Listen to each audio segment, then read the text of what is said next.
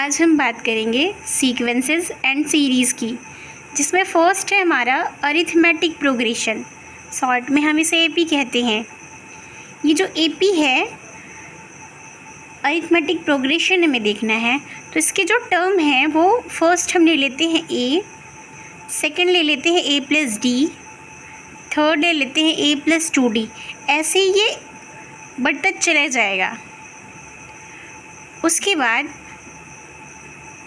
अगर हमें nth term find out करना है, इस AP का अगर हमें nth टर्म फाइंड आउट करना है तो कैसे करेंगे अभी देखते हैं। क्योंकि ये हमारा फर्स्ट टर्म है और ये जो D है, D एंड D ये कॉमन डिफरेंस है। मतलब A प्लस D से A को सब्ट्रैक्ट करना है, घटाना है। उसके बाद A प्लस 2D से A प्लस D को घटाना है। तो जो हमारा नंबर आएगा वही क्या है, हमारा D है। ओके, और ये जो n है वो नंबर ऑफ़ टर्म्स है। मतलब ये जो नंबर बढ़ता जा रहा है हमारा A plus D, A plus 2D, ये बढ़ता चला जाएगा। यहाँ लास्ट में हो जाएगा, चूँकि ये फिक्स A है तो यहाँ भी ये A ही रह जाएगा। उसके बाद बढ़ कौन रहा है, D वाला टर्म बढ़ रहा है, मतलब D का कोफिशिएंट बढ़ रहा है और D बढ़ रहा है। तो यहाँ D है, यहाँ 2D हो गया। अगला टर्म आएगा 3D, फिर उसके बाद अगला टर्म आएगा 4D। ऐसे ही बढ़ता चला जाएगा। चूँकि हमें nवां टर्म निकालना है, तो देखिए ये फर्स्ट टर्म जो था हमारा, इसमें तो D का कोई वही नहीं था। तो जब यहाँ D का टर्म ही नहीं था तो हमारा जो nवां पद आएगा वो आएगा n-1 और ये D वैसे ही रह जाएगा। अगर आपको ये नहीं समझ आ रहा है कि ये कैसे आया, तो आप इस पर कोई भी वैल्यू रख के देख लो। हमें लेट करना है, हम दूसरा वाला टर्म निकालना चाहते हैं, तो n की जगह पे हम 2 रख लेते हैं। फिर हमें देखना है कि क्या आएगा। तो a की वैल्यू हम वैसे ही रखे रहने देते हैं, n की वैल्यू हम क्या करते हैं, 2 रख लेते हैं। 2 - 1 बराबर 1, मतलब a प्लस d। तो ये हमारा हो गया a प्लस 1d। इसे हम लिख सकते हैं a प्लस d। तो हमारा ये क्या आ गया, दूसरा पद। तो आई होप कि ये आपको समझ में आ गया होगा nवां पद। और हम इसे L भी कह सकते हैं। ये जो हमारा A plus n-1 into D है, उसे हम L भी कह सकते हैं, क्योंकि जो L है वो हमारा लास्ट टर्म है। तो अब हमें क्या फाइंड आउट करना है, Sn। मतलब ये जो हमारा A plus D, A plus 2D A plus n-1D है, इन सब का हमें सम फाइंड आउट करना है। मतलब इन सब को हमें जोड़ना है, जोड़ के फिर फाइनल आंसर बताना है कि कितना आएगा। तो इसके लिए एक सिंपल सा मेथड है। हम क्या कहते हैं, चूँकि हम जानते हैं जो Sn है वो क्या है, sum of nth term of AP। AP का nth टर्म का सम है। तो हम लेट करते हैं कि जो हमारा टर्म है वो A है, A प्लस D है, A प्लस 2D है, A प्लस n-1D है, वो क्या है, AP में है। देन हमारा क्या हो जाएगा, L बराबर L, मतलब लास्ट टर्म बराबर A plus n-1D।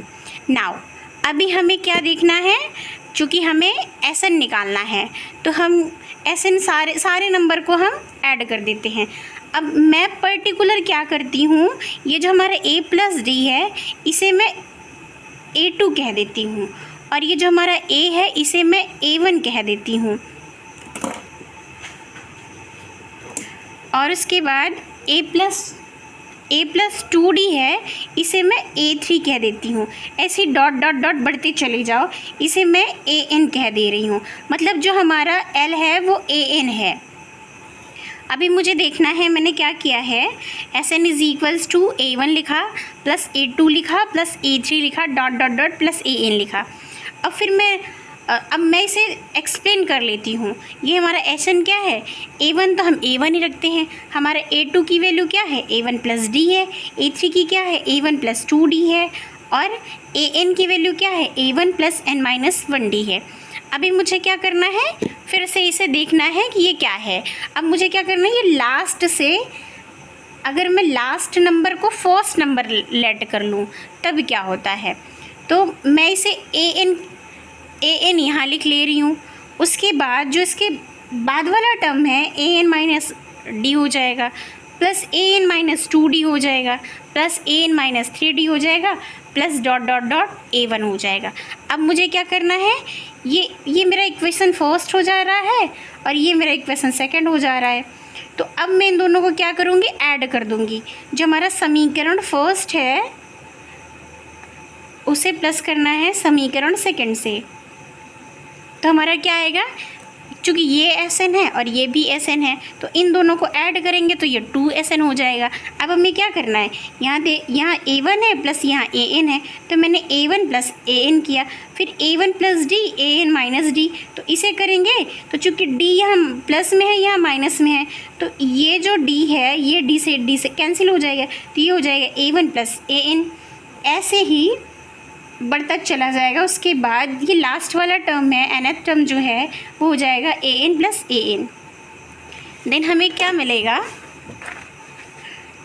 2n is equals to क्या हो जाएगा, n A1 plus n AN। तो 2SN is equals to n common ले लेते हैं, फिर बचेगा A1 प्लस AN। तो SN इज इक्वल्स टू हो जाएगा, ये 2 को इधर डिवाइड कर देंगे तो ये हो जाएगा n/2 A1 प्लस AN। चूँकि हम AN इज इक्वल्स टू क्या जानते हैं, जो हमारा AN इज इक्वल्स टू है वो है A plus n minus 1D। और हमने यहाँ A को क्या लेट किया है, चूँकि A जो है हमारा फर्स्ट टर्म है तो हमने इसे A1 कहा है तो ये A1 हो गया। तो अब हो जाएगा SN is equals to n/2 bracket में A1 plus n minus 1D। उसके बाद SN is equals to n/2 2A1 plus n minus 1D। ये हमारा फाइनल